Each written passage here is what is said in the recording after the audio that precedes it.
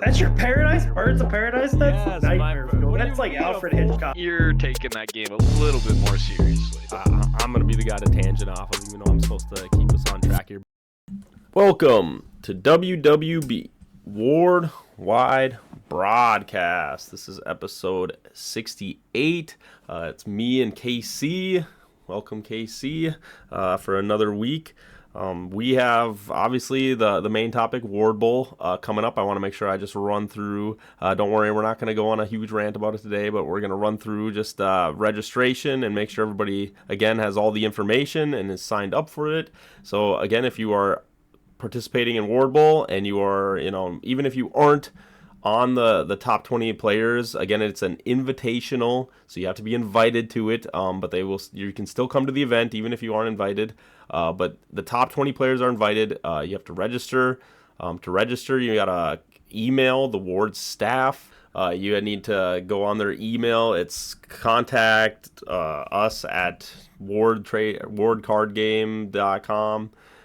So make sure you guys go on there. All their information is on their Facebook page. It's on the Discord. I think you need to just put your full name. You need to put down what rank you currently are.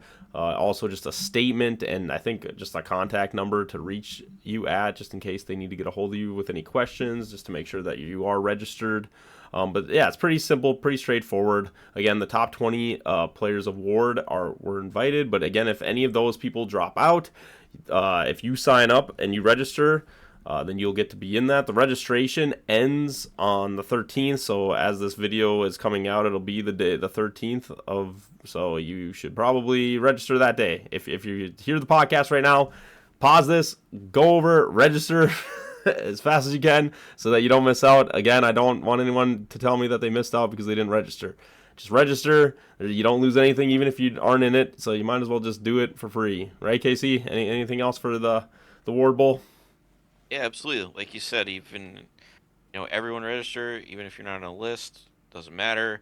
Show up anyhow. I mean, you're gonna have every Ward card probably ever printed is gonna be in that room. If you're looking to trade for something, that's gonna be the spot, the day, your best chances of getting something. Yeah, I mean, it's just that's the place you want to be for Ward anything. Yeah, and the Ward staff just did a post where they were saying that, yeah, there's giveaways, like you were bragging up on the last podcast, Casey, and it sounds like tons of giveaways. So, again, be there so you can get the stuff, if you're wanting to get a bunch of Ward, collectibles, memorabilia, any of that stuff, signatures, you want to be there. So come, and then also there's Ward Bowl Junior, the crack pack that runs alongside. I know a couple people keep asking questions about it. If anyone can participate, there's 16 slots. So if you're there and you're not in the main event, there's 16 slots besides the slots for the people that are coming out of the main event. Because when people get knocked out of the Ward Bowl, they will be able to participate in the crack pack too. So make sure that you get one of those 16 slots. I don't think there'll be too many. It shouldn't be too difficult to get one. I'm assuming if you're kind of come prepared and ready to go for the crack pack, I assume you'll probably be in the crack pack. So yeah, just again for those people, just make sure you come on time. It starts at 10 a.m. I don't think the games will start till 11 though, so make sure that you get there around, I would say earlier. Just always try to be earlier. I would probably get there like 9:30. Just make sure you kind of have all the information. If it is the crack pack, you want time to buy your packs, open them up, get all your thoughts through of what you want your deck to be. But yeah, it'll be an awesome event. Like I said, not only the Ward Bowl, we have the Ward Bowl Junior running alongside. People can participate, a bunch of giveaways. It's going to be an awesome day, and we're only a couple weeks away. So definitely make sure, again, to register for the Ward Bowl. But with that, Casey, we have, I think, talked enough about the Ward Bowl. We're going to move on to some deck spotlights. I actually really enjoy this. I'm curious. So what's your thought with these deck spotlights? Have you been enjoying doing these, kind of showcasing the decks? Yeah, I love talking deck strategy. So yeah, when we lay out a deck, explain how it works,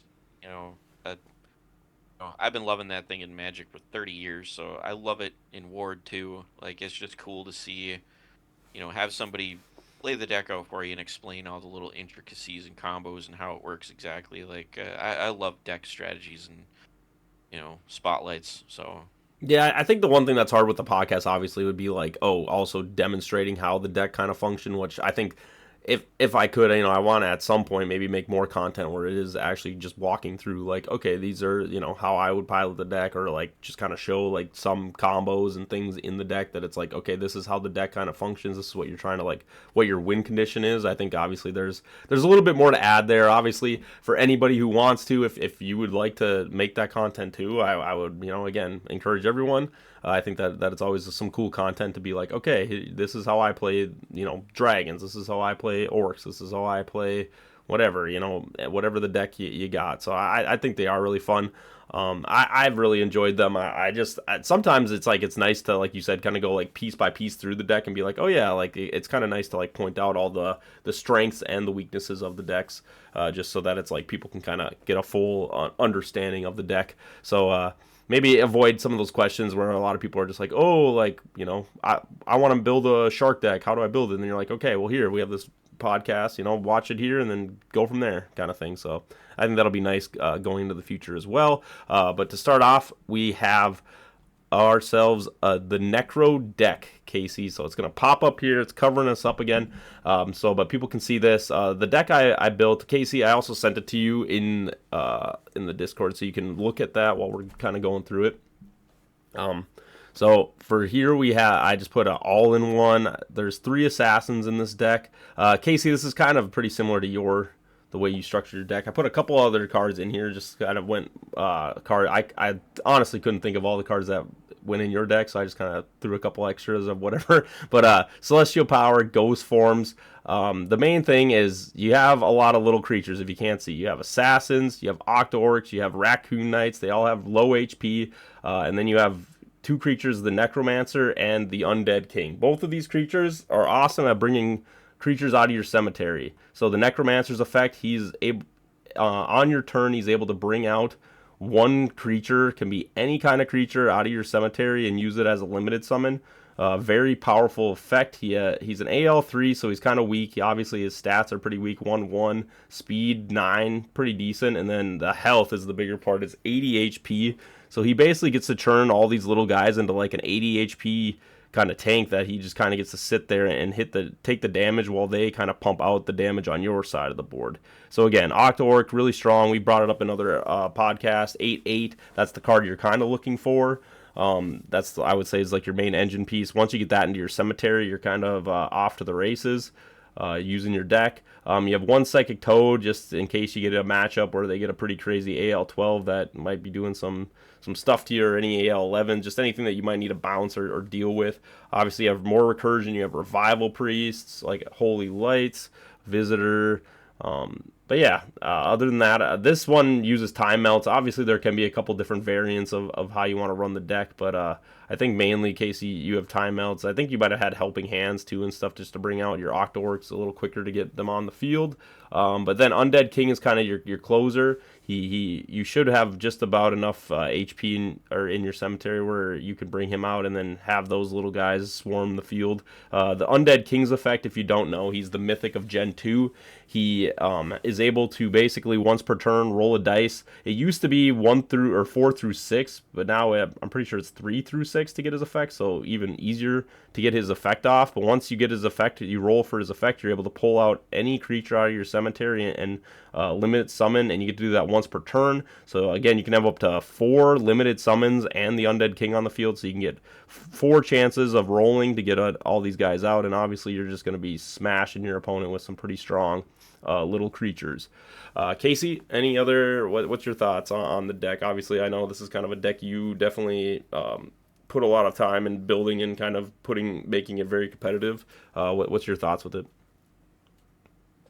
Yeah, it's you got it pretty close. Yeah, a couple of, like you said, differences was I'm running a couple Helping Hands in there. For when you're not able to sacrifice, or for when you don't want to sacrifice and bring out your Undead King yet, you can use your Helping Hand to throw out Octo-Orc or Raccoon Knight, just to be slinging some of that extra damage. So, and when you do finally get your king out, he's able to bring them back. So there's a lot of resiliency to the deck. It's yeah, it's just the guy, the Raccoon Knight and the Assassin are top speed, at 12, starting at 12 speed. So usually you go first. They get their big hit in. When they die, it's not a big blow to your cemetery. Obviously, it's very small. So um, and if you don't have another playable creature in your hand, most of the time when you got to start digging for a creature, you'll run into your Necromancer before other things. So he'll Hmm. kind of automatically bring back the guy that just died.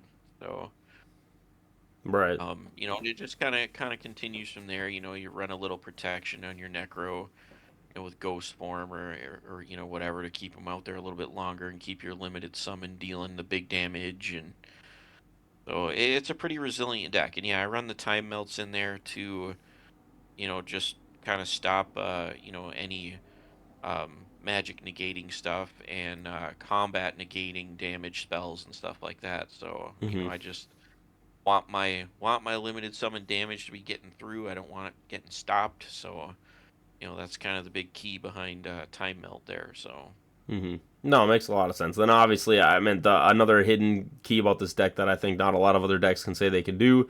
You're able to put 3 assassins in because again, the assassins have really good stats just on their own, but they also just have really strong effects. And if you get, there are a couple equips in this deck that if you get on the assassin, it's like okay, now she basically one shots most creatures, so it also can rush you down pretty fast too if you have the proper open up and play style for it. I will say we always have to preface, kind of on the higher end, basically all epics and legendary and mythic cards, creatures that are being played here. So in that, just know that it's a little bit of a harder deck to get your hands on, but definitely. I mean, as you were bringing up resilience, I mean, heck, I've played you multiple times with this deck now, Casey, and you basically have to go through just about every single creature in this deck to win the game, which it sometimes it is. that can be very annoying. Um, So, it is the hit point pool is structured that way. So yes, you do have to kill every single creature in this deck for me to lose the game. There's kind of only two. I guess you kind of have to get lucky in killing all of my creatures and me not drawing my Undead King till like the very end of the game to where I couldn't play him. right. But that's only happened. I think that's happened to me like once, maybe twice. Hmm. But that's if he's in my bottom 4 cards, right? But if he's not, you have to work your way through an Undead King, and he has to be killed in order for me to lose the game. Although with Undead King, my hit point pool only adds up to 280 hit points. So Right. yeah, usually you have to have kill the king for me to lose the game. Hmm. So No, and it's really strong, but I mean, we also need to, cover the weaknesses of the deck. It is a deck that is, kind of built around limited summons, I would say. So there are, especially with Gen 3 now with streetlights and things, there are a lot of cards that can kind of shut down the limited summon play with this deck. So I mean, obviously, you bring some stuff to kind of deal with that, but at the same time, I will say, it's like that definitely can hinder the deck quite a bit if you're not able to get out the Octo Orc, right? I mean, you can also talk to this KC that it's like there are some kind of annoyances that you can run into if people are running the right stuff. but yeah, and with me running the time melt so people can't play their lightning cards, obviously I'm not running any lightning cards of my own, so I'm also not negating anything, so you have to be able to deal with whatever the heck your opponent is playing. So Hmm. that's kind of a weakness of this deck too, is you just have to deal with things. Like you got to work around it. So Hmm. But that's the thing is you're kind of making a big enough arsenal where it's like you should have enough firepower to kind of deal with just most, if not everything, which I think is really hopefully so. great.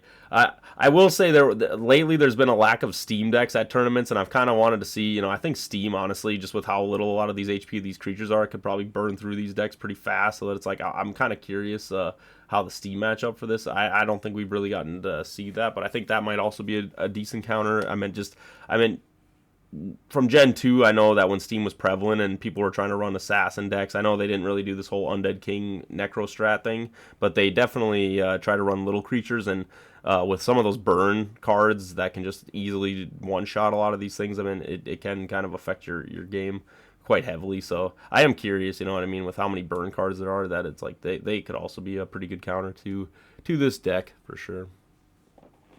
Yeah, absolutely. Hmm. I've never got to play that matchup, so I don't know how it would go.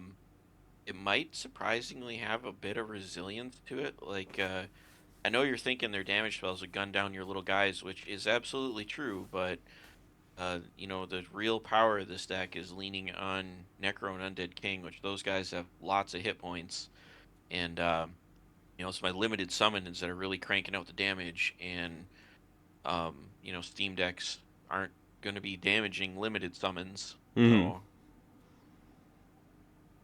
Yeah, no, it makes a lot of sense. But either who, I mean, this is the Necromancer deck. I really honestly enjoy it. I think you stumbled onto something pretty unique. I mean, I don't think we've really had like like Necromancer. I know Gen 1 before I even got into the game. Necromancer was kind of running rampant, but I think it was kind of used in a different manner of just like pulling out to kind of bounce to bring back their HP over and over and over again. Where I feel like this is more just like what I would call like aggro Necromancer, where it's like you're trying to put stuff in your cemetery so you can pull out super big things and smack your opponent down really fast. So yeah, I really like the deck archetype that you got running here, Casey, and definitely want to see how well this deck keeps kind of performing in the rank scene, because I think it's definitely a fun deck for a lot of people that like to play a lot of those little creatures, because I know a lot of people are fans of Raccoon Knight. I mean, obviously we got a whole group of people that love that card, and then obviously Assassin is always something people like to play with, and even with the new edition of Octo Orc, I think people could have a lot of fun playing this. So again, if you get a hold of these cards, again, a lot of legendaries and mythics and stuff and epics for the creatures, so it can be a little difficult, but once you get them, it can be pretty fun. And again, you don't have to run it with Undead King. You could just have like triple Necromancer 2, and I mean, there's a ways to make it a little less, you know, on the heavy back, end. just the other day on Untap, I built a version of this deck that is legendary free. It's only epics and lower. Mm-hmm. Nah, exactly, and I think you could still make a pretty viable deck with those cards for sure. So yeah, like I said, I mean, definitely don't have to have all the pieces, but obviously, when you get everything, it definitely can become a pretty strong deck. So with that, the Necromancer deck, guys, check that out. But we're gonna hop over to the Orc deck next. So this isn't the Orc deck that I do want to shout out James K. He's one of the people who will be he's in the ranked top 20. He's kind of the main Orc guy. I really do like his Orc deck. I just kind of made a variation of an Orc deck that I had on mine. Casey, I also sent you this one so you can take a look at that. But this Orc deck, I put a couple of Loving Gods, Assassins, Backstab, Celestial Power, Children of the Forest, Demonic Magics. The main thing with Demonic Magic is, again, Orc Champion is kind of your main creature. He doesn't have an effect. He just has a summon requirement. So you can use Demonic Magic to kind of shut down any creature effects that are annoying that your opponent might be running. You have a Dragon Rage, Ghost Forms, Goblin Tricks. And again, this deck I went kind of heavy with just negates. You don't have to go heavy with negates, or you could definitely do other ways of playing Orc decks. But this is just kind of a basis of what I got. But again, most competitive Orc decks so far have kind of centered around these two Orcs right here, the Orc Champion, Orc Warrior. And KC, I know we talked about Octork, but I didn't put it in this deck, but I think Octork can also go in a lot of these too. But the main thing is Orc Champion has a really cool effect. Basically, if you have another Orc in hand, so it says you have to have 2 Orcs in hand, that includes himself. So you technically only need one other Orc, an Orc Champion, and he can bring himself out for free. So he's kind of like an Orc Raccoon Knight, where he has an AL12 that is a free summon, but he has 70 HP. He's only got 5 speed, but he basically hits every time, kind of like Steam Rex. Steam Rex used to be the creature. It was a 110. This is a 112, so it's even got a little more stats than Steam Rex. So he's kind of like the strongest one dice roll creature, Or, well, I guess what? You got, like, Dragon of Time, but I would say easy to get your hands on dice roll creature. I don't know how many people are running around with the Dragon of Time, but 1+12, legendary, but he's a really strong Orc card. I mean, he just came out in the Gen 3, World of Orc set, with also Orc Warrior, which is a 3/3 AL6 50 HP 2 speed. Again, these orcs are a little slow, but they definitely have the hit power, and a 3/3 is nothing to laugh at. And so I kind of like running him too. Again, you can run like the Orc Field spell if you want with these kind of decks. I mean, you can kind of mix and match, and see what you like with them. But this is just kind of a general what my take on the Orc deck is. What's your thoughts on Orcs, Casey? Yeah, like you said, I think I've seen James running orcs more than anybody else. Um, he probably has the most experience with them for sure. Hmm. I did play the orc champion when it was just Gen 3 only. And I was having a good time with them. I thought it was pretty strong, the orc champions and the octo orcs. I was running orc berserker in my deck as well. That guy's 2 dice +3 and 60 hit points, and when he goes down, he just keeps himself alive at 5 health. So he takes another combat to take out, which is kind of handy sometimes. Um, Yep. so yeah, the 1 dice +12 is pretty crazy. I think I've actually seen somebody try running cat cow with their orc champs, and that being kind of a game-ending blow sometime. I mean, the 12 dice out of nowhere is pretty lethal. Hmm. So For 2 turn cycles too. I mean, heck, it can be pretty intimidating too, just to want to attack into that. You just get one good yes, equipment on him, plus that, it's like, oof, that's scary. yep, yep. So yeah, I feel like there's a lot of ways you can flavor your orc champion deck, and it be pretty powerful. So it's unique in that it can have a lot of variants, and they're all like pretty strong variants. No, for sure, and I kind of said this about like dragon decks too, where it feels like a lot of the orc creatures are inherently usually pretty good. Most of them are vanilla, but they're pretty good even at the vanilla, where it's like they got those stats and the things that you want and different HP totals. So it's like you can kind of mix and match and put them in your decks depending on like how you're trying to structure your cemetery HP. So yeah, I actually really like orcs too. Like I said, they got a lot. They're very flexible. They have a lot of different play styles. One of the ones that I want to shout out to, I would say more for probably AJ, but the Orc Hunter.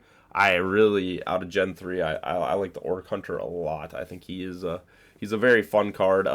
In Standard Ward, I don't think he's super viable, but I do really like the playstyle of just being able to bring out any beast type of common or uncommon out with him as a limited summon. So definitely a lot of cool cards. So if you're really into orcs, make sure you're ordering Gen 3 packs. Definitely the ones you want to be getting, because those are the only ones with orcs besides Gen 1 has just orc itself. So make sure you get your hands on those packs, because then you're definitely bound to get more orcs. But no, definitely a fun deck. I always kind of get surprised how much damage, like you were saying, Casey, these decks can kind of just pump out really fast.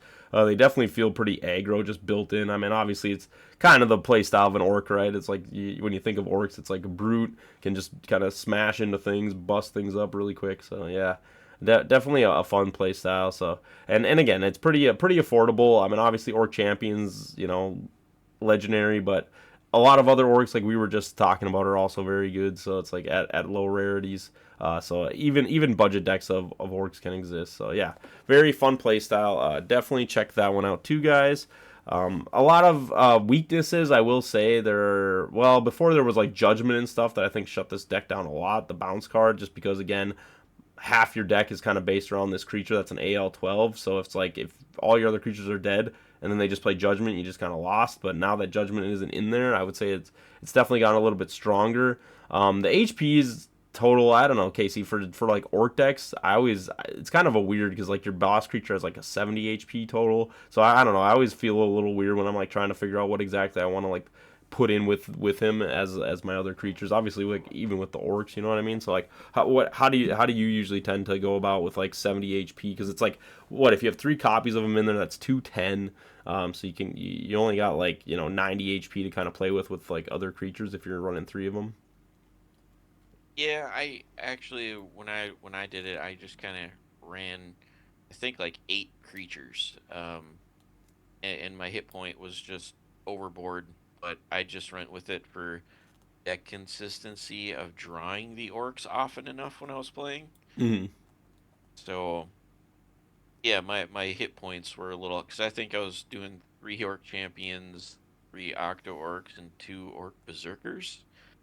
So my hit points were like 350 or 360 or something like that. So Gotcha. Yeah, no, like you said, it definitely can be a little tricky figuring those totals out for sure. But yeah, like I said, mix and match, see what works best. Yeah, and then come back and tell us which one, what kind of orc deck you guys like to run.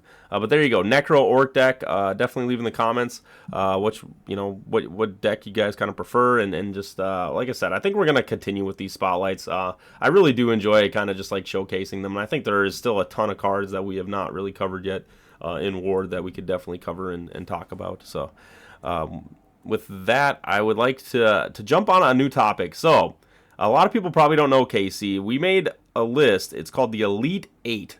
We made this list a very long time ago. It feels like now, probably like halfway through Gen 2 or Season 2, I guess you could say, of Ward. And so I thought we would potentially break it back out and talk about it, because I know when we first posted it, we definitely, Gen 3 was kind of announced. We didn't really have any of the cards yet, didn't really have much of the things when we made this list, and so I think it would be kind of fun to first go over the list and see what was kind of what our thoughts was very strong back in the last season, and then now right before Ward Bowl, maybe just give people a kind of perspective on what the game kind of looked like last season to now, and like I said, maybe we could see if any of those cards might need to come off the list, and maybe if we need to add some things on. What do you think, Casey?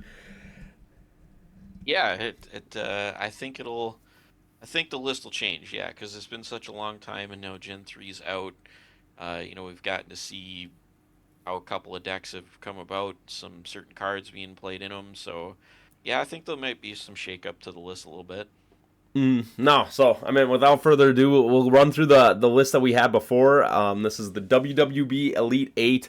If anyone else wants to make their Elite 8 list, the reason why we use the word 8 or Elite 8 is because a full hand of cards, if you had a full hand, this would be like the best hand, right, that you would like kind of want. Obviously, you'll see there's no creatures in it, but at the end of the day, it's like these are the cards that you want in your hand that to play, that usually will give you a lot of value in the game of Ward. That's kind of where the name originates from. And since again, you can have a hand of 8 cards, we did the Elite 8, so this would be your full hand of the cards that you want to be pulling and playing. So at number 1, I went in, we might have did a little bit different of like power ranking of these cards, but I just went by alphabetical on this list. So it's Backstab, Flame of the Infinite, Ghost from the Past, Holy Light, Irresistible Love, Scroll of Silence, Silence from the Grave, and then Visitor from Beyond.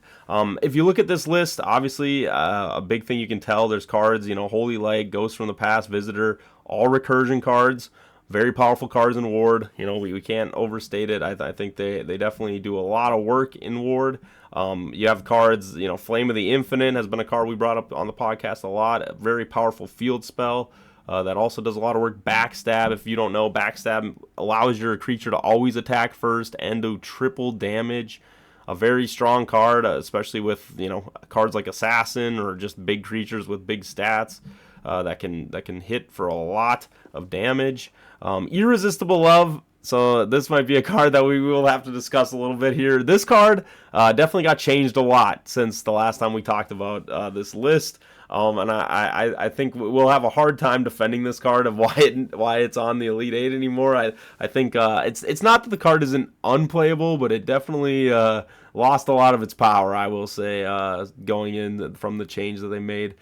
So this card, basically what it does is it shuts down your opponents.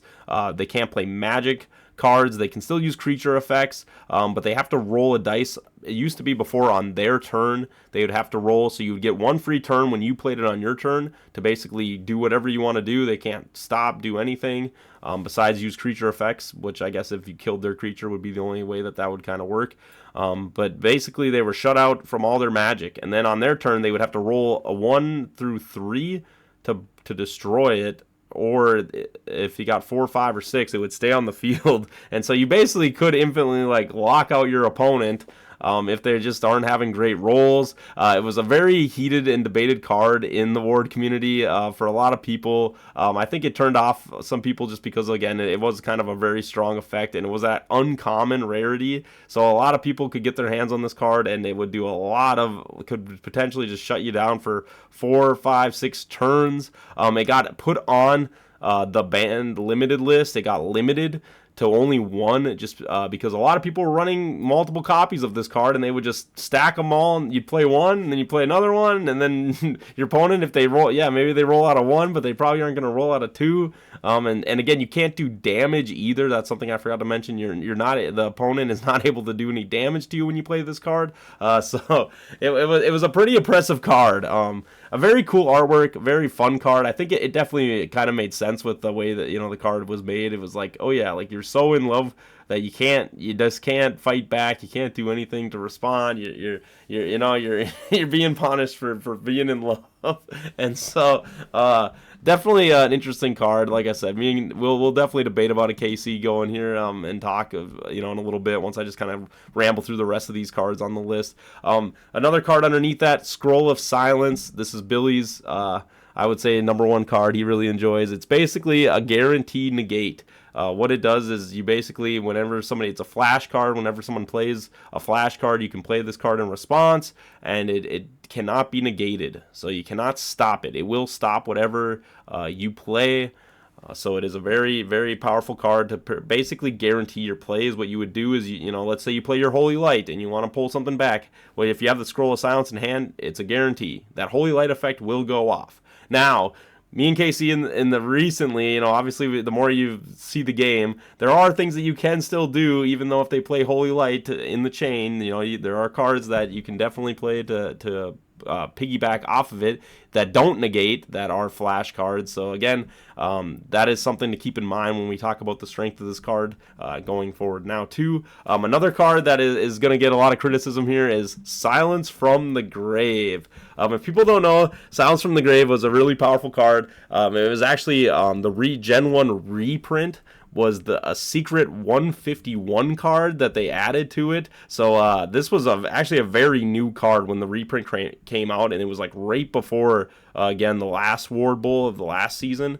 So it was kind of an interesting last second, it kind of changed the whole meta, I would say, or not changed the whole meta, but definitely took over. I mean, Casey, would you kind of agree? Kind of took over the meta for right at the last of season 2. Yeah, it absolutely did.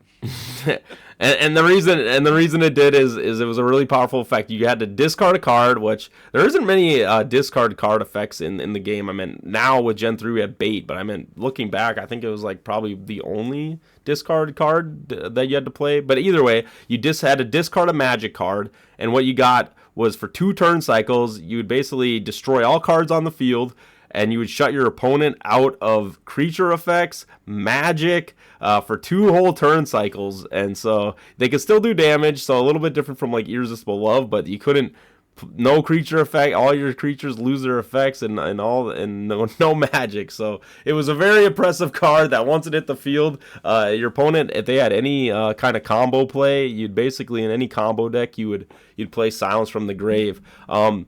Obviously, the Ward staff, realized how powerful that card, eventually became, and how, unfun, I would say, it was to play against. So they did end up changing it, errata it to now. What it does is it basically does the same effect. You still discard a card, still shuts off your opponent's magic and creature effects, but now it's only on that player's turn. So only on your turn does those effects get shut off, but then as soon as it goes to your opponent's turn, then now it turns all back on. So again, we'll see. I don't know if it's going to make it on the Elite 8 list anymore, but it's still still an interesting card in the game award. And so there you go. That was our Elite 8, Casey. Just how you remember it, right? the good, the bad, all the ugly. Yeah. So going forward, I mean, what cards, Casey? How about we start? What cards do you think still carried over to this season 3 of Ward that are on the Elite 8? That are cards that you would still, kind of would say are at like the top end that are pretty powerful off this list. I think, Holy Light and Visitor from Beyond are just automatic. Those 2 cards are virtually in every deck made. Right behind them is probably Ghost of the Past and Revival Priest. Those probably aren't in every single deck, but very close to every single deck. So, yeah, I think those, I don't know, unless the Ward staff does something totally bonkers insane, making some ridiculously strong cards, I don't know how those 4 cards would ever get removed from like the Elite 8 list. They're just too good. They are the best at what they do, and I don't think they could make them better. If they made them better, they'd be beyond broken. Yeah. Well, and the thing too, like you said, I mean, they've already limited them all. Like all those cards are limited to 1, so it's like that already shows you how strong the power of recursion. And again, the reason why recursion, even in Ward, I'd say was stronger than most other card games is your cemetery is a big, thing, a reason of how you win the game. So it's like anytime you can affect something that prevents you from winning and losing the game, I would say yes, very, very powerful, very strong cards. And again, there are a lot of ways to kind of guarantee you get it off. We brought up Scroll of Silence, right, to get off those big plays that you need to do. Time Melt, another card that has been popping up in the current scene of Ward, that also, like, once Time Melt kind of hits the field, there is very little that they can do to kind of stop those cards.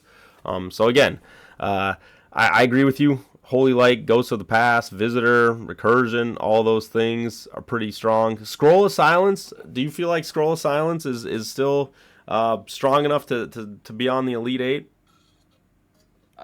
I do think it's still strong enough to be there, actually. But, funny thing is that I feel like since Gen 3 has showed up, for some reason, I feel like Scroll of Silence has just kind of disappeared from being played. Like, I almost don't see anybody using that card, which is kind of surprising to me. If I wasn't using Time Melt in my deck, I would be using Scroll of Silence in my deck, at least as a 1 of or a 2 of to guarantee your game-winning play goes off for you, so, I definitely think it could stay on the list. It's so strong, like we said, it's a card that is a guarantee, and a guarantee is just a strong, strong thing, so. Right.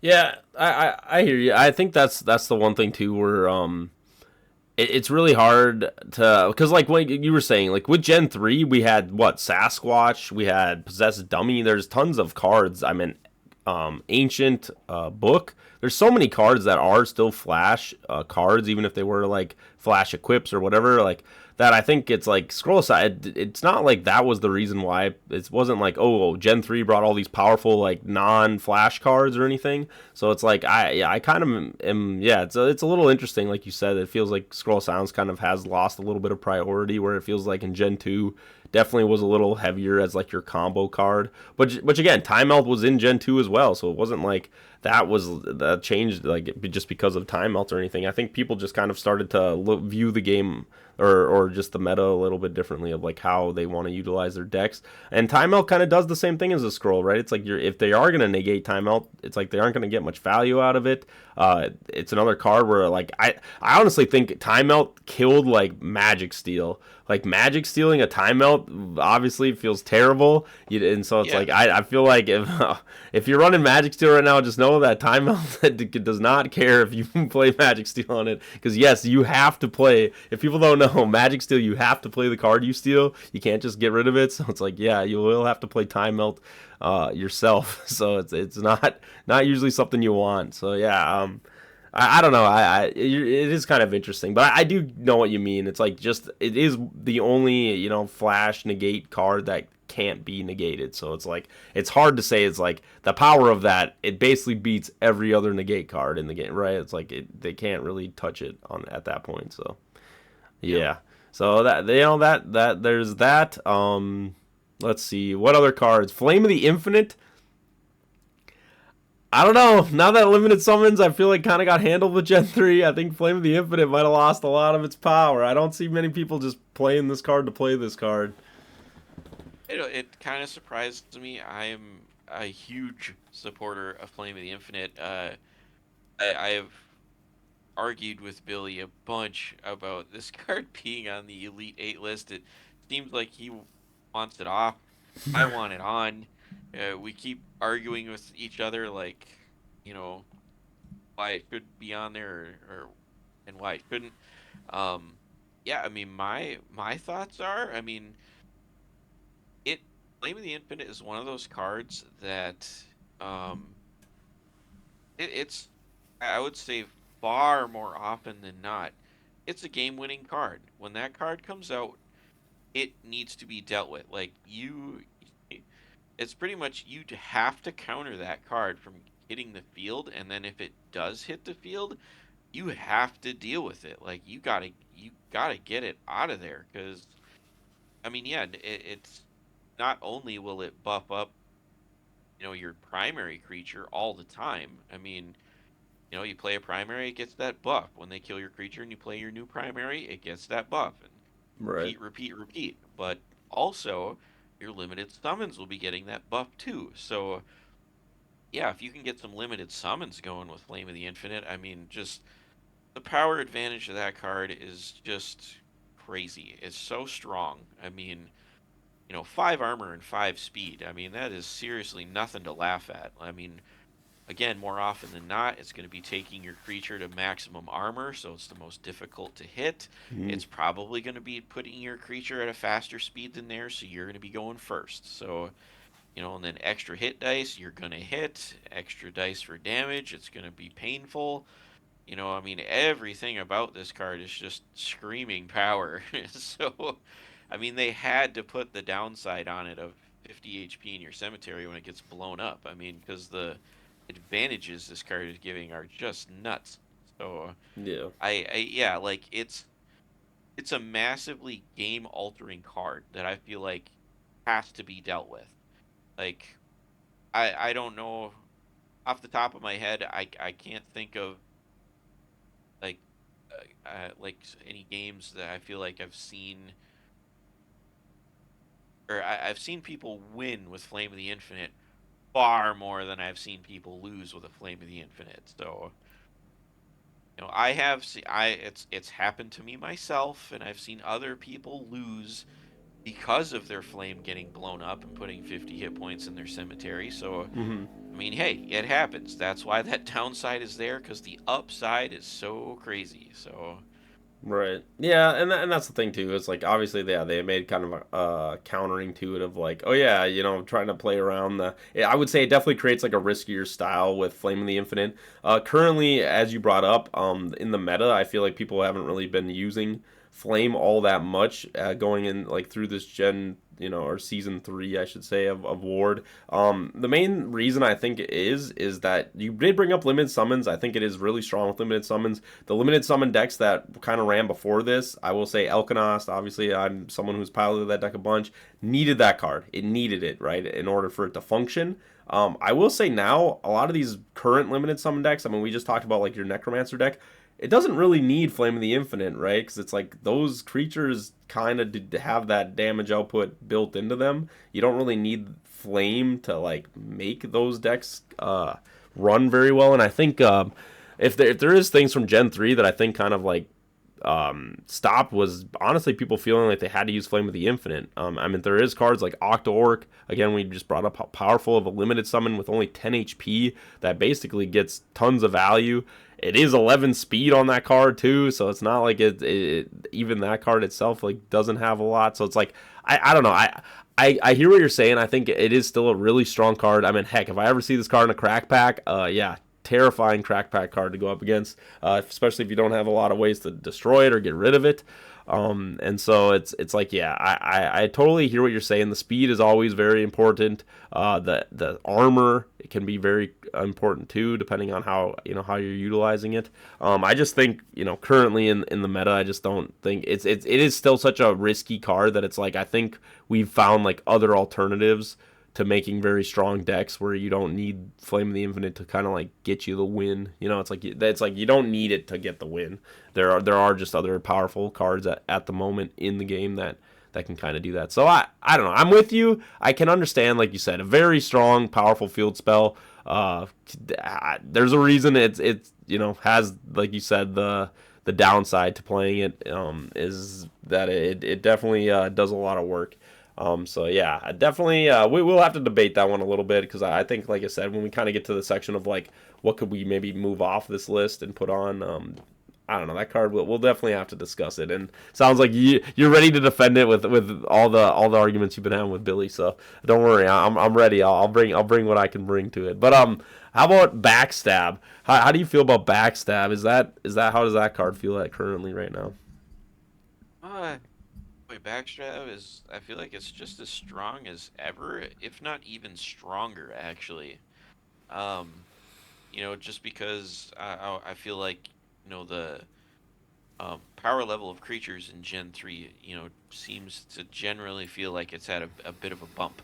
Mm-hmm. Like even the small creatures are just a little bit better than the small creatures were in Gen 1 and 2. So, and that just, escalates on upward. The uncommons, the rares, the epic, everything's just a little bit better. So, yeah, I feel like that makes Backstab like even stronger than what it used to be. I mean, using Backstab on something like an Orc champion, pretty nuts. I mean, 1 dice plus 12. I mean, that plus 12 is automatically 36 damage with a Backstab. And you get to add your dice roll to that times 3. So I mean, you're gonna do over 50 damage, like guaranteed, pretty much. So, Mm-hmm.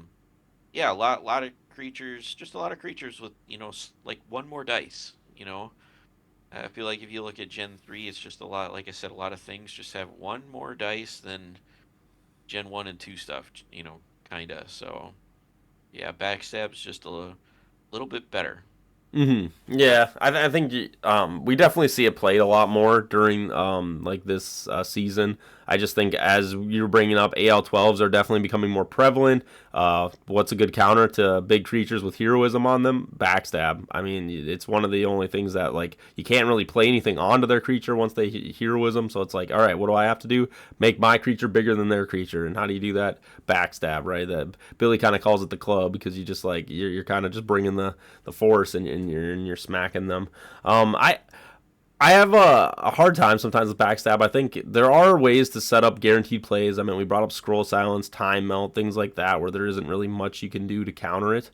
So I kind of like it in that regard, where it's like it's hard to be countered. But I also think it is like one of those cards where it's like you can't just play this card all the time, right? It can sometimes be like a dead card, even though I know it's really strong. But like you said, it takes some setup to make this card pretty strong. So it's like, yes, with Gen 3, as you were saying, the stats of creatures are just inherently kind of make it stronger, because you don't need a lot of other equips or anything to like really set it up.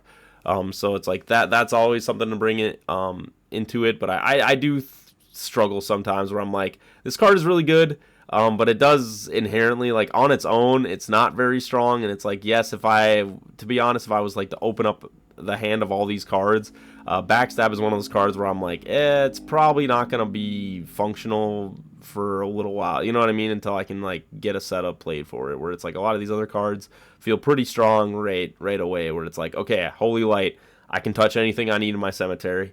Ghost from the Past, I can touch any creature. Visitor, I can touch any, you know what I mean? It's just like the difference of like what it can do for you in a game, and sometimes I think Backstab doesn't always feel the greatest when you're just like, oh yeah, I'm waiting for that moment, right? And hopefully I can like make the moment land. But it's definitely a fun card. Like I said, I like it a lot. I don't know. I don't know if if there is other things stronger than it that can be in the game. But like you said, it is still 3 times damage just kind of given to you on your hit on your turn, which is something that can really catch your opponent off guard, really change the tempo of the game, turn the tides, as we say here on Ward. Turn the tides of Ward. So yeah, definitely a pretty good card. Let's see other cards before we kind of touch the replaceables. I think, like you said, Holy Light, Ghost of the Past, Visitor, all seem like they're probably gonna stick around on this list.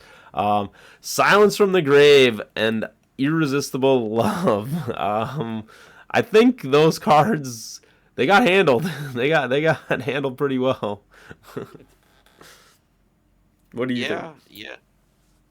Yeah. They I think both Irresistible Love and Silence from the Grave will fall off the list. Yeah, they got their power, significantly reduced. I mean, you look at the new Irresistible Love, you rolled for immediately and blown up. I mean, so it's essentially a card that does nothing at all. Is that, gamble worth it? I guess that's speculative on who wants to try to play with it. Yeah. I mean, as you currently see in the meta, no decks are running, right? We've both been playing plenty of tournament play since this card's been changed. Nobody even attempts to really run the card, which I think, kind of goes to show. It's like, I don't think the gamble is really worth it. I think there's just other things that I'd rather try to use my energy for than just hope that works.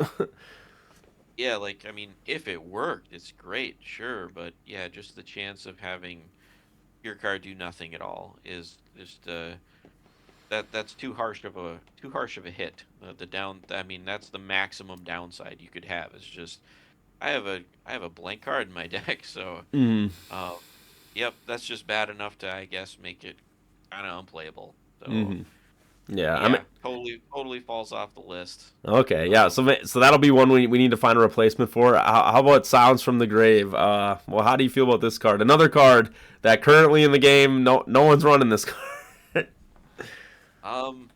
I think I've only seen it played once since it got changed. It was okay. I think they probably could have just been playing something else instead. That would have probably worked better. So, yeah, I think Silence from the Grave got hit hard enough to where it's just not worth playing now. Yeah, just since the card only does half of what it used to, it only works on one player's turn and not the other. Well, its power just kind of went right out the door there.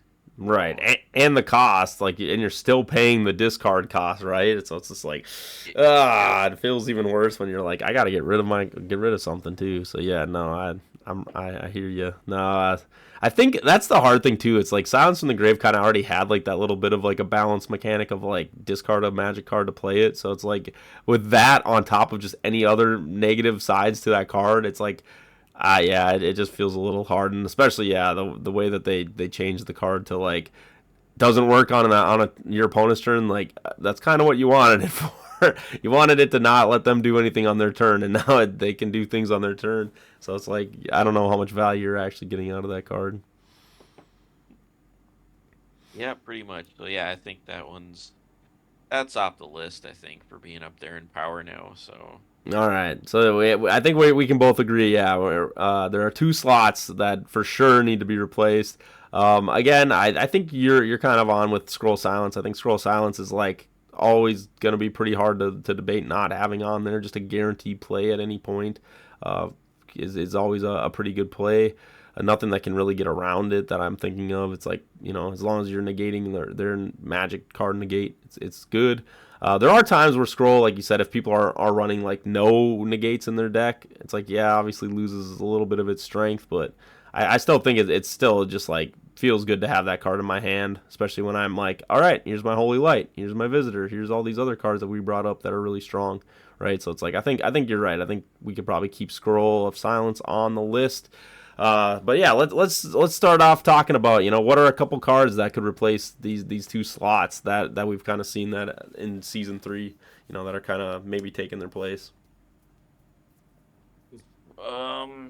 Boy. That's kind of tricky though. Yeah, even though it's like, yes, we agree that these cards are like not great. It's like, okay, what are we replacing these things with? Well, I'm trying to think what Gen 3 Magic cards have we been, or maybe not even a Magic card. You know, or maybe even Scroll of Silence could actually get replaced. I don't know, because Ooze Weaver is kind of a giant pain in the butt to deal with, isn't it? Yeah, I mean, I hear you. I think we always I know we tried to get like assassin on the Elite Eight. I mean, it was definitely a creature we did discuss, but we never really were able to like put it like. I mean, you always make the argument that it's like creatures. You know, they have play around. You can kind of like deal with them in different ways, where it's like they don't always feel super strong. Where it's like magic cards always kind of do what they're gonna do. But Ooze Weaver, besides getting Mind Sapped right off the bat, I feel like you're right. It could be a really pain in the butt card. And maybe, do you want to go over what Ooze Weaver? I mean, I know we've covered it before, but probably just cover it again. Like, why is Ooze Weaver potentially, strong enough to be on this list? Yeah, I mean, because his effect, I mean, he's got two effects, right? So he can take 10 damage to negate an attack being hit on him, or you can take 15 damage and negate a magic spell that your opponent plays. So, the majority of this, I mean, I've used Ooze Weaver myself, and I've also had to beat through it too, and I'd say like 9 out of 10 times, usually it's just doing, negating 3 combats. Mm-hmm. So, I mean, that's essentially just drawing you 3 cards. And with Ooze Weaver being immune to magic, there's just nothing your opponent can do to just get around. There's nothing to do to get around it. Like, it's plain and simple. You just got to hit it 3 times to get the thing out of your way. So, which seems even worse, would be just running magic cards into it that'll just automatically get countered, which seems really bad Mm-hmm. to get rid of it faster. So yeah, he's just extremely hard to deal with, and the fact that that you're not going to be doing anything for 2 or 3 turns because you're just under the shield of an Ooze Weaver. So Yeah, I yeah, think I mean, you're. Yeah, the biggest thing about it is that I would say it's like probably one of the strongest stall cards right now in Ward. Um, Not a whole heck of a lot of counterplay. You can't really out damage it. I mean, limited summons are kind of like, I would say, like its counter. I guess limited summon would be like you get more attacks than one attack. But again, your limited summons have to do more than 10 damage, which there aren't. I mean, if you look at the list of limited summon creatures, there are only a handful of ones that can kind of guarantee that. And so it's like even the Ooze Weaver doesn't have to worry too much. And some of those limited summons, like the Squire, Ooze Weaver can also just negate that guy when he tries to come out on the field. So it's like not only can he affect your opponent so heavily, but it also can just protect you so strongly because, again, these cards we were bringing up that we needed Scroll of Silence for, Holy Light, Visitor, all these cards, you can just play it with Ooze Weaver, and there's really nothing they can do to stop it, right? Like it's basically guaranteed play. Because you try to play any flash card, they will just negate with Ooze Weaver, and you can't follow up on an Ooze Weaver chain. It just ends. It ends the whole chain because you're not playing a flash card, you're playing a creature effect. Which again was Billy's argument when Bunny Source was kind of made, is like, oh, Bunny Source is going to be a really strong card. Unfortunately, Bunny Source didn't really have like all the other added benefits that Ooze Weaver has. But if it did, it would have been probably at that point of being like very top tier card. But Ooze Weaver being able to do it more than once. So Bunny Source, if you don't know, is only gated to one time. It can either negate an attack or magic card, where it's like Ooze Weaver can do this thing as many times as it wants, And again, you can't heal it back up or do anything to keep it on the field because of the whole, can't be affected by magic, which is kind of why they put that clause in there. But it's still a very very annoying card to deal with, and like you said, it's at 3, so you can still run 3 of this. So like you were saying, Casey, at the end of the day, it's like 3 Ooze Weavers is 9 turns of play that that your opponent has to attack into you, that they might they might have like negation, like damage negation cards that they could stop your damage from hitting it, right? There's a lot of ways to protect it too and like keep it on the field. So yeah, and obviously your opponent can't put anything on the creature because it's immune to magic besides a Mind Sap when it first comes out. It's a pretty good candidate. I mean, I have a hard time fighting against not putting it on the list, but at the same time, I mean, I'm trying to think, obviously just other magic cards, because I don't think creatures, I mean, we could probably both say this, right? Gen 3 creatures, as much as I know, Cabal, War Chief, Mythic, really cool card, I don't think even that, like, that would probably be the only other Gen 3 card that I think would kind of touch this list. I mean, is there any other Gen 3 cards that, you know, creature cards that we would potentially put on here? No, I don't think so. Like, and in fact, like creature cards just kind of in general don't wouldn't go on the Elite Eight list just because for the fact that like there's a creature needs to be like universally good in nearly all decks for I would say for it to go on to the Elite Eight list. Like, you know, we're looking at like, you know, trying to look at like the strongest 8 cards in the game that you could argue would go into just about every deck ever built because they're just that strong. They're universal. No matter what your deck strategy is, these cards are so strong.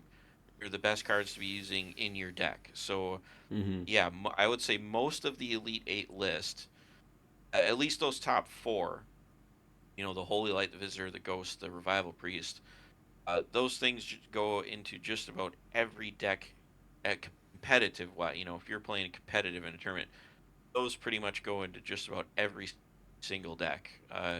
You need a really good argument not to be using those 4 cards, I would say. I mean, there are, don't get me wrong, there could be a case, like I said, here or there, where maybe you don't use Ghost of the Past or Revival Priest, but it'd have to be a pretty good one. But like, yeah, Holy Light and Visitor, they're in everything if you're playing competitive. So, you know, like, is it hard to get a creature to that level? You know, like, this creature is so good, it needs to be in every deck that we play. Like, it's just, that's a very tall order for a creature to get to, you know? Right. I think another creature that I had my eye on, but I think, yeah, as we've been playing, I don't think it, like, totally gets to that point, but Enlightened Soul. If you don't know Enlightened Soul, when it dies, it basically does like a reduce the burden, where it makes it so that you put 40, or it reduces 40 HP in the cemetery. It only has 20 HP, so it, you know, reduces 20 HP out of your cemetery when it goes to the cemetery. Very unique effect. Only creature that has that effect, kind of effect right now. But I don't know if it really like wins. You're right. It's like, oh, I have that in my hand. It's like I don't feel like I'm winning the game because of my Enlightened Soul. Right. It's still a really strong card. Don't get me wrong. I'm not saying it's not a strong creature, but I don't know if that would fit on this list either. And so yeah, like I said, Oozeweaver, I'm willing to hold it there right now. I'm kind of curious. I do want to talk about Epic Loot. Now that we have Epic Loot at 3, KC, come on, does it get the chance to be on the Elite 8 list? Yeah, I mean, it very well could be. I mean, fully healing your creature, I would say, is just right on the tail of power level of just bringing your creature back from the cemetery. You know, it's hardly much different, right? I mean, your creature's in the cemetery, you bring it back and play it against full health. Well, I mean, if your guy's just about dead and you epic loot, well, hey, he's back to full health and he's got extra buffs. So, you know, yeah, could epic loot get on the list? I could definitely see it for sure. I mean, even more so now that it's not limited anymore. Yeah, just being inconsistently at 3.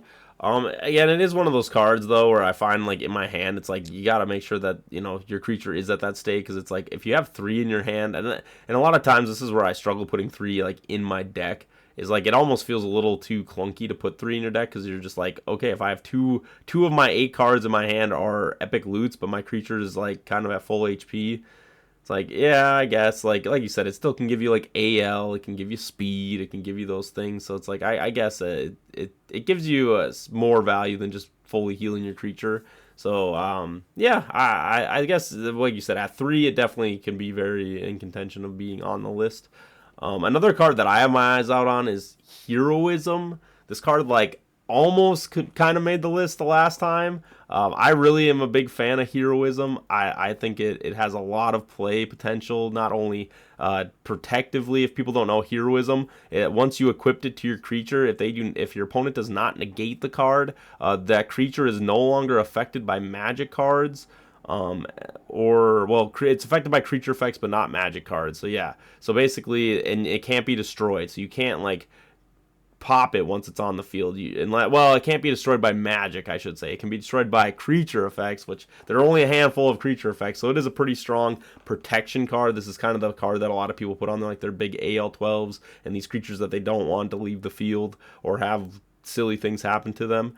And so I really do think Heroism might be able to get on this list. It also just, I want to throw the caveat too of, it can also be used on your opponent's creature. If your opponent tries to ghost form, protect their creature in any way from damage or whatever, if you put Heroism on them, it basically makes all of those equipped cards just fall right off. And so I'm a big proponent of Heroism. Casey, what do you think? Is there any chance to get Heroism on the Elite Eight at this point?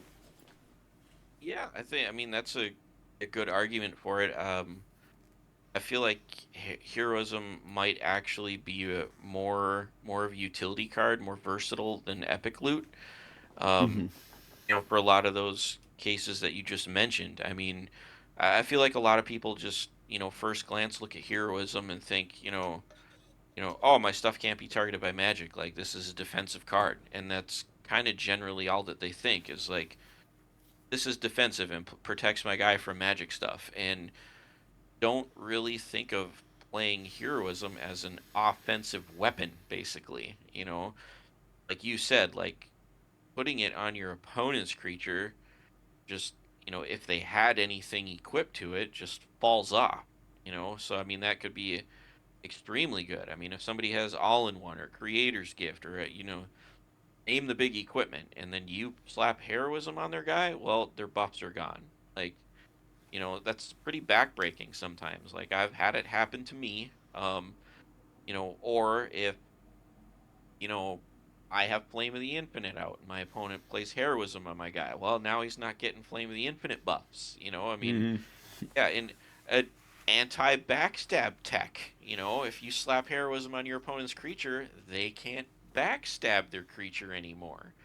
I've had that happen to me too. And I'm like, wow. I'm like, well, this sucks. I can't backstab and kill my opponent now because I'm immune to it.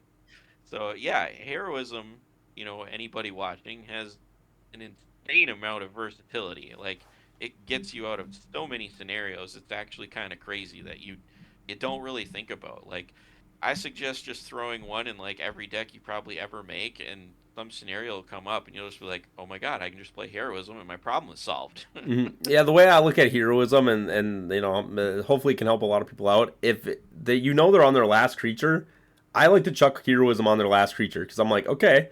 Now, if they have any crazy things, Revival Priest, you can't Revival Priest a Heroism creature because you can't target it. You can't do any, right? It's like you're not able to bounce it off the field, any of those things with it. So it's like it kind of just shuts your opponent out of so much like ways to come back that I think it's pretty strong, and they can't just pop it. They have to sack off their creature if they want to get rid of it. So that's something I really enjoy doing with Heroism. I guess a couple other cards I want to give a shout out to. I mean, we did just have 2 cards put on the limited list. We had Cosmic Negation and Twister. Are these cards, obviously I know they were limited. Do you think they have the power still to potentially be on this list? No, I don't think either one of those has the power to be on the Elite 8 list.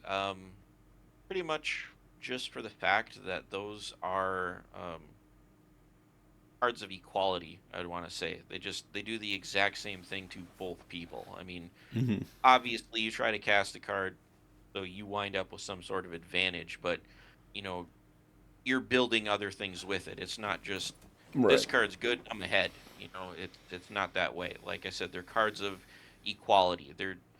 Nobody's coming out ahead when you're playing these things. You have to have other things involved to be trying to get some advantage out of it. So that makes a lot of sense. I mean, obviously there's some scenarios where like obviously they're still really strong cards. Again, I think there's a reason they were limited, but I think they were more limited for the fact of being at 3, not so much just like their over inherent power. It's just the fact of how oppressive they could be at 3, right? But it's like without being at 3, I think those cards both don't really make it there. Like I said, so I mean, do you have any other candidates that could potentially come on the list that you're thinking of on the top of your head? Or one that we sort of mentioned before we hopped on the show here was Hell Authority. Um, Seems like a little unassuming card, but it's kind of the better half of Irresistible Love. So, your opponent not being able to play Magic at all for a whole turn cycle, Mm-hmm. um, could be, uh, very, very significant. I mean, that like gives you a free run on doing a lot of things. So, and it doesn't necessarily have to be just on your own turn. I mean, I could see some funny scenario like if you have Frenzy out and you play Hell Authority and do whatever crazy stuff you want to do on your turn, pass to them, and they have to attack you. You can, oh, here's my Ancient Book because you had to attack, or my Cyber upgrade because you have to attack me, and they can't do anything about it because they can't play Magic cards. So, Mm-hmm. Right. I haven't seen much of Hell Authority being played, but I don't know. Maybe it could start cropping up. A card that kind of And falls in that realm, again, like you said, it's hard to see. I think it can be really strong. It needs combo cards. I'm curious if the combo plays are still strong enough to kind of warrant that card being played. But like Foggy Knight, I know in our last Elite 8 list we brought up Foggy Knight as just being a really strong card. Obviously with Gen 3, it's probably changed a little bit of how we view that card. I mean, do you think Gen 3 and just in general, like Foggy Knight has kind of fallen down a little bit in power just because of just some counters that kind of can exist now with Foggy Knight? I know they built Atom Bomb to try to counter Foggy Knight and get out from it, which I mean, hey, that's exactly what it does. It was made for, but I haven't seen a whole lot of Atom Bomb being played.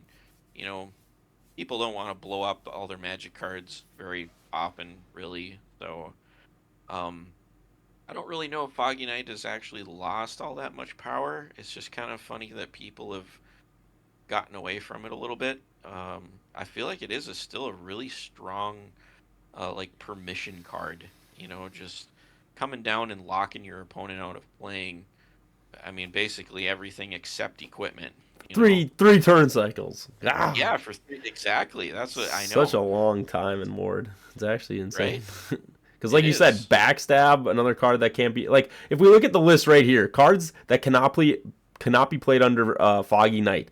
Backstab, Elite 8, Flame of the Infinite, another Elite 8, Ghost of the Past, Elite 8, Holy Light, Elite, a lot of these cards just get shut down by that card. So it's like Yeah, shuts off the whole Elite 8 list except Revival Priest. Yeah, right, exactly. And so it's like that's where it's like, yeah, I just it to my understanding, it's like it is a really strong card. I just think I guess I don't really know why it's fallen so far off. I feel like if anything, equips are kind of being played more now since there are no bounce. But again, I don't think we really have enough results or data to basically prove if it's like, oh, is it a good card now? You know what I mean? Like, I don't think people have been running it recently in tournaments to really know it's like how effective it can be in a tournament, if you know what I mean. Yeah, I actually had a copy in my little aggro revival deck initially to start out with, and I did like it. It worked really well in the deck. I found a card that worked slightly better, so Mm-hmm. I was just using it as a one-of card. And like I said, it's still good. It's still strong. Um, it enabled a lot of plays for me, which is really, I run a good amount of equipment in my deck. Helping Hands, Ghost Swarm, Revival Priest. So, Mm-hmm. I could still be under it doing a lot of things. But I mean, you know, you do got to consider that when you do play it. I mean, your opponent can still play equipment. They can still Ghost Swarm and kind of hose you out of some stuff. So you never know. Mm-hmm. No, right. It's like it's not like it's a pure just counter, and I think a lot of times, like when it comes to stalling cards, I think like we were saying, I think Ooze Weaver honestly just is a better card than Foggy Knight. It kind of is because, like Yeah. you said, it just prevents your opponent from really doing anything. Like if they want to, they can, but they're gonna have to pay the cost, right? So. With that being said, I think do we give Ooze Weaver? Is that the first creature we decide to put on our WWB Elite 8 list? Uh, I don't know actually. I mean, we were talking about heroism Hmm. being Okay. pretty darn strong there. I'd almost vote for that more because heroism can just go in everything. Okay, gotcha. Yeah, that is fair. I kind of like heroism. Like I said, I've been an advocate for it for a while, trying to get it on. I think it is very it's kind of a hard card to see the value of it, like you said initially. But once you start playing with it enough, you kind of realize like, wow, this card can do a lot of work just in itself. So I'm down for it. Let's put heroism on the Elite Eight list. I like that.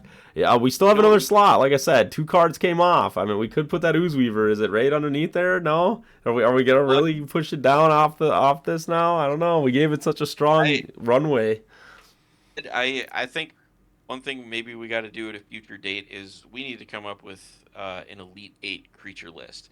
I think Okay. Ooze Weaver would be right at the top, number 1. Okay, yeah, fair enough. And then yeah, Assassin definitely falling pretty I close think by. Assassin, maybe Shapeshifter would be on there Ooh, too. Shapeshifter. Okay. Scarlet. Yeah, Scarlet. Oh my goodness. Don't even get me started on Scarlet. And you know, Elkanos, they'll be on.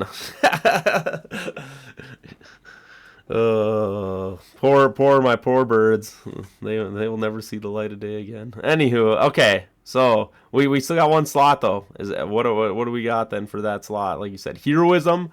Really good shout out. I like it on there. I just don't. I want to, like you said, you could say Foggy Night. I don't know. I don't think. I don't know if it's super powerful. You know what I mean? Like, does it win games? Is that not really? You know what I mean? Like, you don't really. What do we get? Holy Light Visitor, Ghost Revival, Flame of the Infinite, Backstab, Scroll of Silence, and Heroism. That's 8 cards. Okay, well there you go. Yeah. Did you want to keep Flame of the Infinite on there? Do you think it's? Oh, absolutely. Okay, we're keeping Flame on there. Yeah. All right. I don't know. Like I said, I just feel like it's a lot of commitment. But all right, you know what? For right now, yeah. So that's the tier list.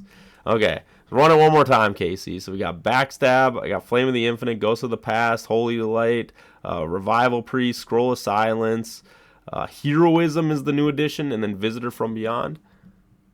Yeah. Okay. Well, there you go, guys. That's our WWB Elite 8 2026 as of Ward Bowl right now.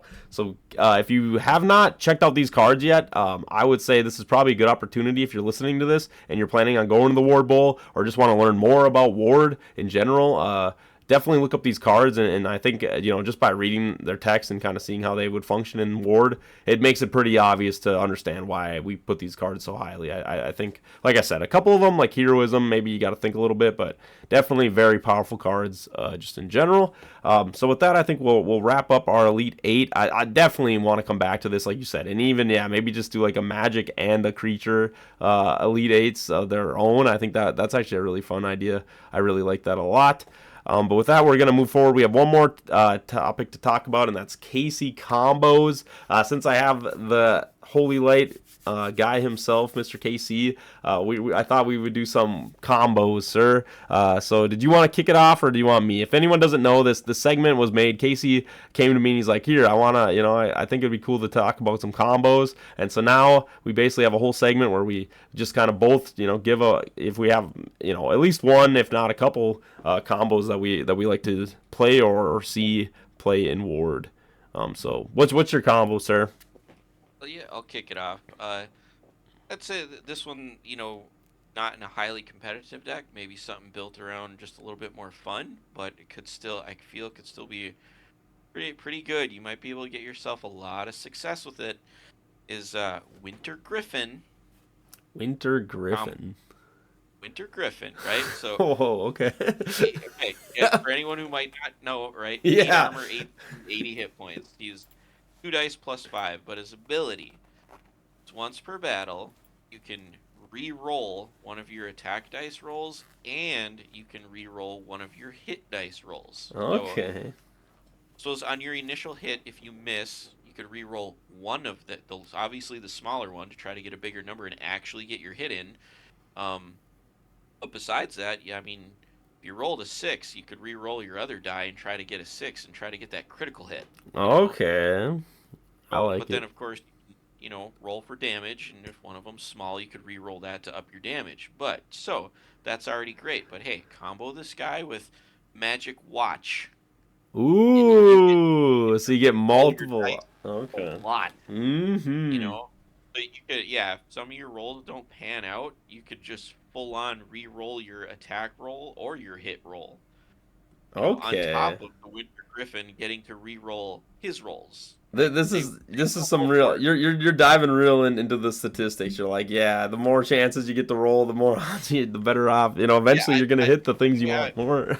yeah. You have more of a chance getting a critical hit with this creature probably than any other creature in the game. So For people that like to roll dice too, you know what? That's the best combo. Anytime you get to keep rolling your dice and over, you take it. yeah, We like rolling dice here when we play Ward. So nah, dude, you want to that's an get that great awesome. That's an awesome advantage in combo. there too. I know. I like that combo a lot. I think that's a really fun one. Definitely. I mean, Winter Griffin, a rare out of Gen 3. So yeah, definitely take that card. And like you said, Magic Watch, common out of Gen 2. Get yourself a Magic Watch. No, Casey, I love that. That's an awesome combo. I have not looked that much at Winter Griffin. Like you said, it kind of slid under my radar. I'm glad you. I'm dying to put Winter Griffin in a Gen 3 crack pack. I am dying because I haven't, and I would really, really want to because I've seen some people do some crazy crap with it. It's like it's really, really good in crack pack. Well, like you said, and then you know if you can also get the Magic Watch, then you can really just keep it rolling. See how many crits. See how many crits you can get in one crack pack tournament. You know that maybe you'll set the record. Oh, that's awesome. Yeah. Okay, mine's a little different. So actually, Billy was someone who showed me this one, but you play it's well, first you want to make sure their creature cannot do over 20 damage, and why you don't want them to do over 20 damage is that you're gonna play Hagen. All right, so if people don't know how Hagen works, it's a limited summon creature that comes out that is basically takes the attack of your primary creature when your opponent attacks on their combat, and it has 20 HP, and it's a 5/5, but it has to live. But the combo is you play Hagen, and then you play Cybernetic Upgrade on your Hagen, because Cybernetic Upgrade can only be played on your opponent's combat. So Hagen usually gets hit every time because it's an AL2, but this makes it an AL12. So, but you got to make sure that your opponent, like I said, you kind of want to make sure they can't always hit, and then if they do always hit, it's not always around 20 damage. Because again, the goal is to have Cyberhagen live. Because if Cyberhagen lives in this combo, he's doing at least like almost 60 damage. Because he's getting the 30 from the cybernetic upgrade, and then he also gets to roll his 5/5. So he's already a 35, and then he gets 5 more dice to add on to it. So there you go. That's my really fun combo. A quick way to make your friend laugh and hate that they hit by the the unkillable Cyberhagen. For one of our tournaments, that's kind of why we made our tournament Cyberhagen, is because Billy played that on me, and I was like, that combo is ridiculous, and so yeah, we wanted to honor it. So Cyberhagen, play some Cyberhagen. I promise you, with your friends, and whenever you're playing in like a 3s or 4s, just catching somebody off with one of those, well, you'll make the whole group laugh, and it's a good time. I want to play both your combo and my combo in the same deck now. I feel like that would be hilarious. Cyberhagen can be played in just about every deck too. There you go, Casey. Yeah, Right. I know. I like that a lot too. Yeah, it's awesome. Slapping the cyber upgrade on Winter Griffin wouldn't be bad either if you're Mm-mm. going those re-rolls for crit damage. If you hit it, holy cow. Oh yeah. Over. Nah, well, right there we go. There was our KC combos. Go try them out. Let us know how you like them. Put them in the comments. Like I said, those ones are some pretty fun ones. I really like that Winter Griffin one you brought up. I thought that was really cool. I definitely want to experiment with that one and play around and just see how well it functions. So yeah, no, dude, it's really cool. But with that, guys, that was episode 68 of WWB. We're going to wrap it up here. We're getting really close to Ward Bowl. Make sure if you have not registered, again, last warning, I guess I will say, since this will be coming out on the 13th, register as fast as you can. Now. Do it. Now. But with that, KC, you got any final thoughts as we wrap up here, or is it time to head out? I think we're good. We covered it all. All right, then with that, guys, we will see you next week.